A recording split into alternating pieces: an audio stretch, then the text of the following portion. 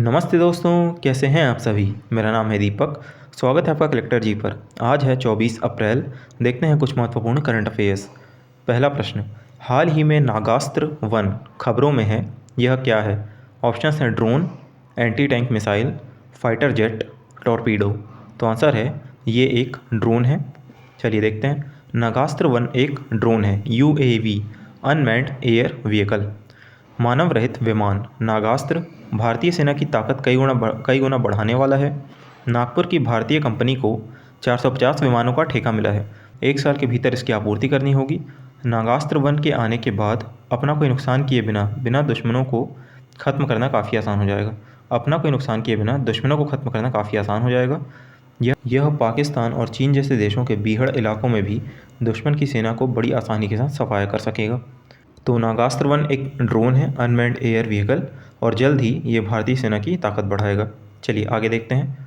हाल ही में चर्चा में रहा सुपर बिट टेलीस्कोप किस अंतरिक्ष एजेंसी से संबंधित है। ऑप्शंस है NASA, American agency, ESA, European agency, JAXA, Japanese agency, या CNES, फ्रेंच एजेंसी।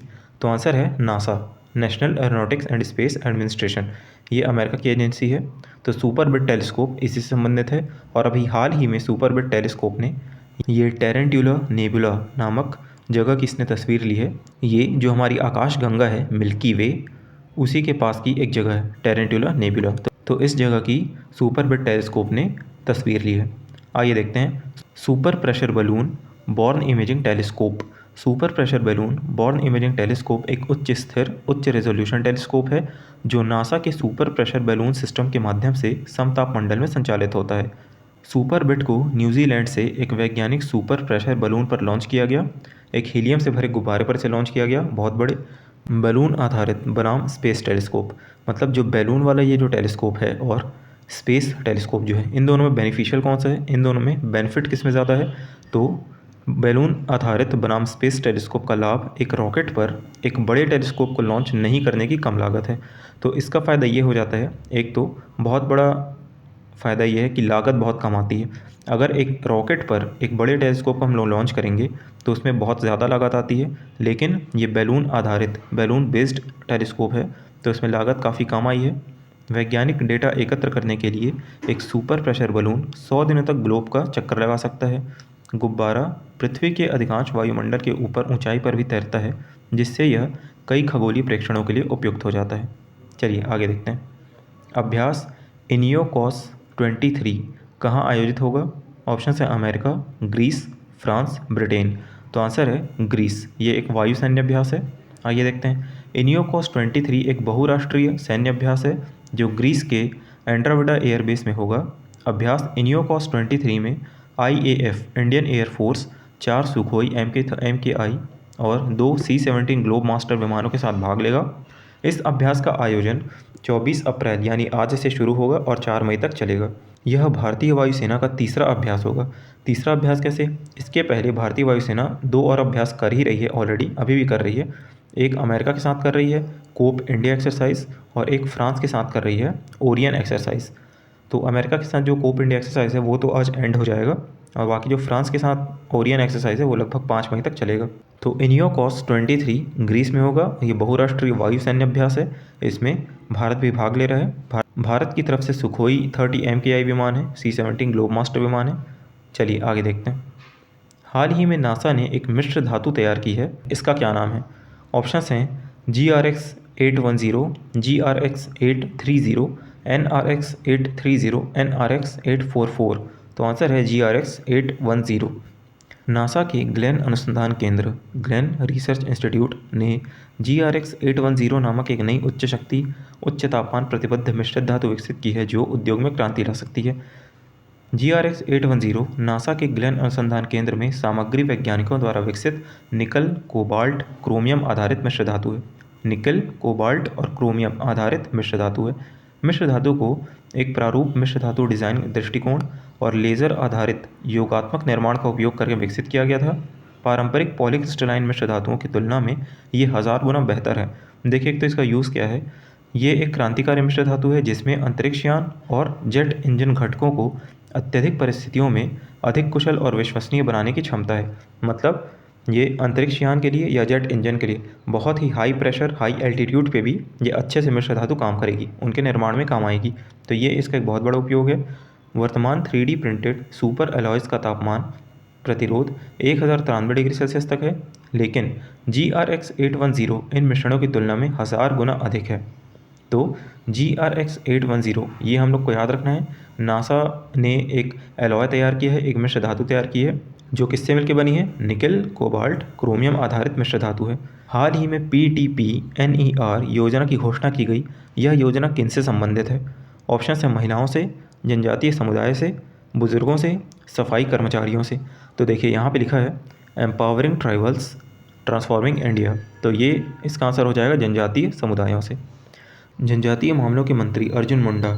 जनजातीय मामलों के मंत्री कौन हैं? अर्जुन मुंडा। इन्होंने मणिपुर में पूर्वोत्तर क्षेत्र PTPNER योजना से जनजातीय उत्पादों के प्रचार के लिए विपणन और रसद विकास का शुभारंभ कर चुके हैं। यह योजना आदिवासी उत्पादों की खरीद, रसद और विपणन दक्षता को बढ़ाकर पूर्वोत्तर क्षेत्र में रहने वाले अनुसूचित जनजातियों को लाभान्वित करने के लिए तैयार की गई है।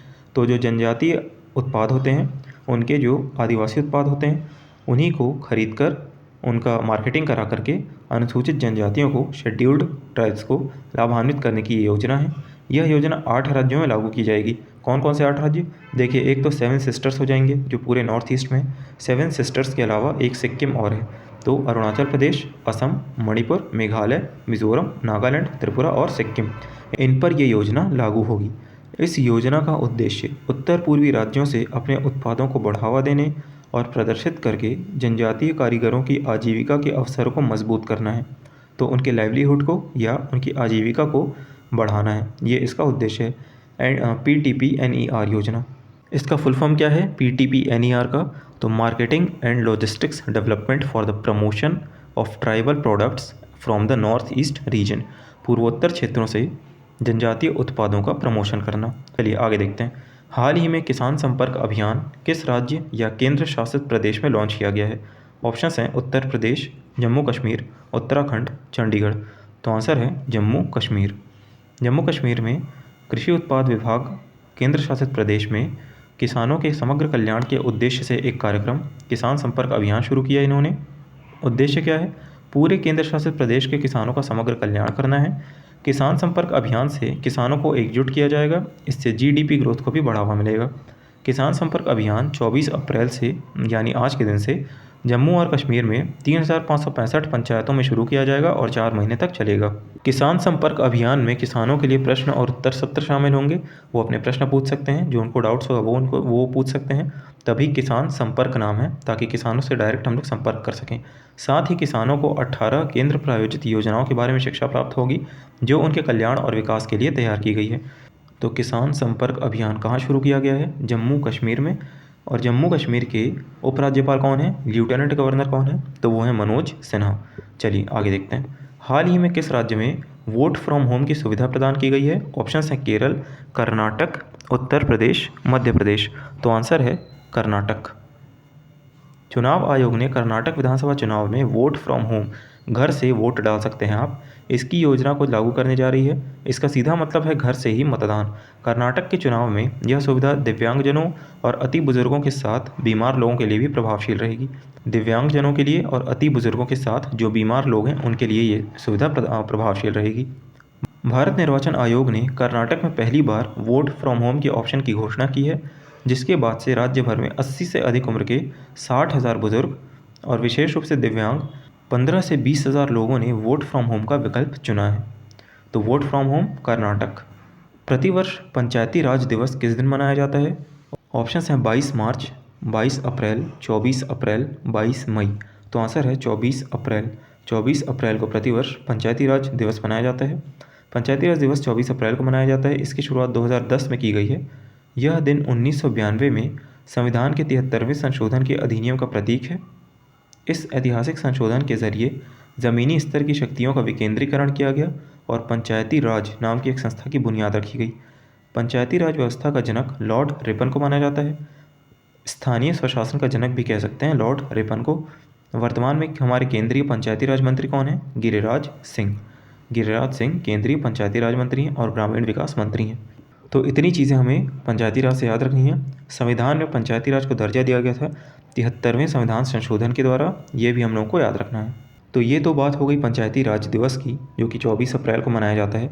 24 अप्रैल को दो चीज़ें और ख़ास हैं, जिसमें से पहली चीज़ कौन सी है? केशवानंद भारती केस। केशवानंद भारती केस संविधान की दृष्टि से बहुत ही महत्वपूर्ण केस साबित हुआ था। 24 अप्रैल 1973 को इसका फैसला आया था। तो इसमें फैसला सुनाया गया था कि संविधान के मौलिक अधिकारों में भी संशोधन किया जा सकता है। फंडामेंटल राइट्स ऑफ कॉन्स्टिट्यूशन, उन्हें भी अमेंड किया जा सकता है, संशोधित किया जा सकता है। तो ये कहा गया था केशवानंद भारती केस में। हाँ, बस ये शर्त रखी गई थी, जो आज भी चली आ रही है और आगे भी चलेगी, कि संविधान के मूलभूत ढांचे को परिवर्तित नहीं किया जा सकता। संविधान के मूलभूत ढांचे को कोई हानि, कोई क्षति नहीं पहुंचनी चाहिए। तो केशवानंद भारती बनाम केरल राज्य, ये एक बहुत ही महत्वपूर्ण केस साबित हुआ था संविधान की दृष्टि से। ये हो गई एक खास बात। और दूसरी खास बात है, आज one of the greatest player का जन्मदिन है, जिन्होंने क्रिकेट में बहुत भारत का नाम इन्होंने ऊंचा किया है। इनका नाम है सचिन तेंदुलकर। भारत रत्न पाने वाले एकमात्र खिलाड़ी हैं ये। तो 24 अप्रैल को सचिन रमेश तेंदुलकर का जन्मदिन आता है और आज ये 50 साल के हो रहे हैं। हाफ सेंचुरी इन्होंने अपनी एज में भी लगा ली है। चलिए अब लास्ट क्लास को रिवाइज करते हैं। हाल ही में दुनिया का सबसे शक्तिशाली रॉकेट खबरों में था। यह कौन सा रॉकेट है? स्टारशिप। हाल ही में प्रतिष्ठित संतोकवा मानवतावादी पुरस्कार किसे प्रदान किया गया है? सोनम वांगचुक। अज्ञात शवों का डीएनए डेटाबेस रखने वाला भारत का पहला राज्य कौन सा बना है? हिमाचल प्रदेश। राष्ट्रीय क्वांटम मिशन का लक्ष्य कब से कब तक रखा गया है? 2023 से 2031, 8 साल के दौरान। भारत को ग्लोबल एग्रीटेक लीडर बनाने के लिए किसने श्वेत पत्र जारी किया है? नीति आयोग, अटल इनोवेशन मिशन, UNCDF, उपरोक्त सभी ने। किस राज्य ने भारत का पहला heavy lift logistics drone launch किया? तो आंसर है, यहाँ ऑप्शन नहीं लिखा हुआ है, आंसर है ओडिशा। ओडिशा, इस चीज़ को याद रखना है। IIT मद्रास के द्वारा भारत के बाहर कहाँ अंतर्राष्ट्रीय परिसर स्थापित किया जाएगा? तंजानिया। पहली बार जल निकायों की गणना की गई है, first ever water body census. इसके अनुसार सबसे ज़्यादा तालाब और जलाशय किस राज्य में है? पश्चिम बंगाल में। Okay, thank you. तो ये थी आज की क्लास। मिलते हैं नेक्स्ट वीडियो में। तब तक के लिए आप लोग स्वस्थ रहिए, मस्त रहिए, ध्यान रखिए अपना। Thank you so much.